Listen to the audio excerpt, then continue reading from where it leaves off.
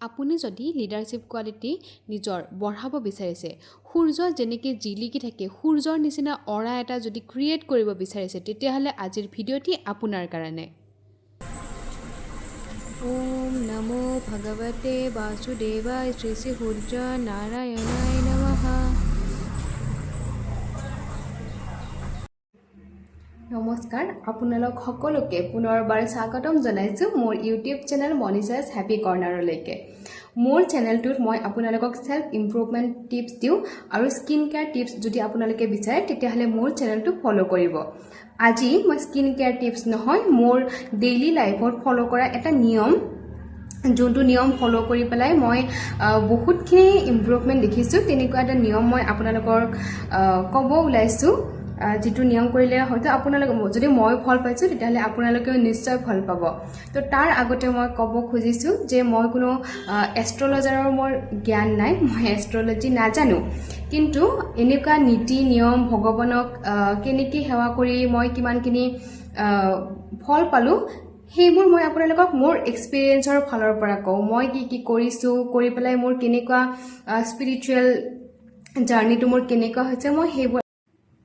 তো আজি মই ডিছকাছ কৰিম সূৰ্যক আমি কেনেকৈ অৰ্ঘ্য দিব লাগে।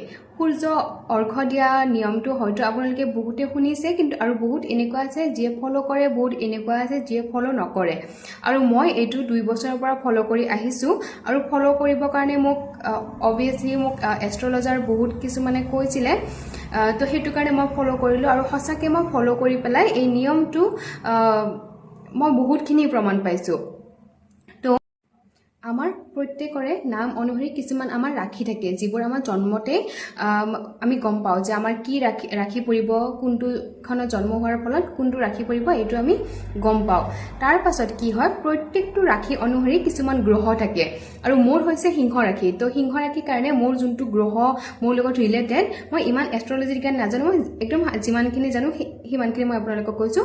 তো মোৰ লগত ৰিলেটেড হৈছে সূৰ্য। সিংহ ৰাশিৰ লগত যোনটো গ্ৰহ ৰিলেটেড হয় সেইটো সূৰ্য হয়। তো সূৰ্যটো ষ্ট্ৰং কৰাটো মোৰ কাৰণে জৰুৰী, আৰু মোৰ উন্নতিৰ কাৰণে সেইটো জৰুৰী হয়।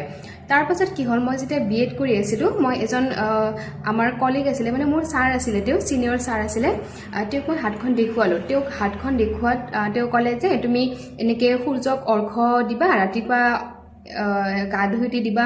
তাৰপাছত 3 নম্বৰ ক'লে যে কোনটো মন্ত্ৰ মাতিব লাগিব, কিমান বাৰ মাতিব লাগিব, সেইবোৰ মোক চব ক'লে। মই ইউটিউবত বহুত ধৰণ চাৰ্চ কৰিছিলোঁ, কোনটো মন্ত্ৰ আৰু কিবা বেটাৰ মন্ত্ৰ আছে নেকি তেনেকুৱা। তাৰপাছত মই যিবোৰ চাব গ'লোঁ, মই একদম মানে হতভম্ব হৈ গ'লোঁ। ইমান নিয়ম, অমুকটো কৰিব লাগিব, একদম ব্ৰহ্ম মুহূৰ্তত কৰিব লাগিব, কিবা কিবি মোক মানে মই লগতে আৰু যোনটো কথা আপোনালোকে গুৰুত্ব দিব লাগিব সেইটো হৈছে, আপোনালোকে সূৰ্যক যেতিয়া পানী দিব তেতিয়াহ'লে আপোনাৰ হাতখন এনেকৈ ওপৰত থাকিব লাগিব, মূৰৰ ওপৰত থাকিব লাগিব, আৰু লোটাটো সদায় তামৰ লোটা, বেলেগ একো লোটা, পিতল চিতল একো লোটা ইউজ নকৰিব, অকল তামৰ লোটা এটা ইউজ কৰিব। তাৰপিছত তামৰ লোটাটো আপোনালোকে এনেদৰে ধৰিব, তাৰপিছত মূৰৰ ওপৰৰ পিনৰ পৰা এনেকৈ পানীখিনি এনেকৈ দিব। তাৰপাছত আপোনালোকে নজৰত ৰাখিব পানীখিনি যাতে আপোনালোকৰ ভৰিত নপৰে। এনেকৈ পানীখিনি দিছে, তো আপোনালোকৰ যাতে ভৰিত পানীখিনি নপৰে। তাৰপিছত ভৰিত নপৰিব কেতিয়া, যেতিয়া আপোনালোকে অকণমান ওখ ঠাইৰ পৰা পানীখিনি তললৈকে দিব, তেতিয়া আপোনাৰ যিখিনি পানী আপোনালোকে দিব সেই পানীখিনি আপোনাৰ ভৰিত নপৰে। আৰু এটা কথাত আপোনালোকে গুৰুত্ব দিব, আপুনি যিখিনি পানী সূৰ্যক দিব সেই পানীখিনি যাতে ৱেষ্ট নাযায়। আপোনালোকে তাৰ কাৰণে এটা কাম কৰিব পাৰে, আপুনি যেনিবা অকণমান ওখ ঠাইত থিয় হ'ল, তলত এটা গামলা থৈ দিব, তাৰপিছত পানীখিনি আপোনালোকে ঢালি দিলে গামলাটোত, তাৰপিছত মন্ত্ৰ বিধি মতে আপোনালোকে পানীখিনি ঢালি দিলে গামলাটোত। তাৰপিছত সেই পানীখিনি আপোনালোকে হয়তো ফুলৰ গুৰিত দি দিব, নাইবা আপোনালোকে মানে আৰু পানী ৱেষ্ট চন্দ্ৰমাৰ কাৰণে বহুত বেয়া বুলি মই শুনিছোঁ, পানী ৱেষ্ট কৰিব নালাগে। তো সূৰ্যক আমি যিখিনি অৰ্ঘ্য দিছোঁ সেইখিনিও যাতে কোনোবা ফুল মানে ফুলত দিয়ে, সেইটো ধ্যান ৰাখিব। আৰু সূৰ্য দেৱতাক অৰ্ঘ্য দিয়াৰ মন্ত্ৰ ঢেৰ থাকিব পাৰে, কিন্তু মোৰ এষ্ট্ৰলজাৰজনে, মানে মোক ছাৰজনে, আমাৰ স্কুলৰ ছাৰজনে মোক যোনটো মন্ত্ৰ শিকাই দিছিলে সেই মন্ত্ৰটো হৈছে ওম নমো ভগৱতে বাসুদেৱায় শ্ৰী শ্ৰী সূৰ্য নাৰায়ণায় নমঃ। এই মন্ত্ৰটো মাতিব লাগিব 12 বাৰ। মানে 3 বাৰ এনেকৈ সেৱা কৰি ল'ব। তাৰপিছত লোটাটো যিখিনি পানীটো বাচি নাযায়, তথাপিও লোটাটোত পানী লাগি থাকিব ন, সেই পানীখিনিতে আপোনালোকে কি কৰিব, পানীখিনি অলপমান লৈ আপোনালোকে ইয়াতে ফোঁট ল'ব।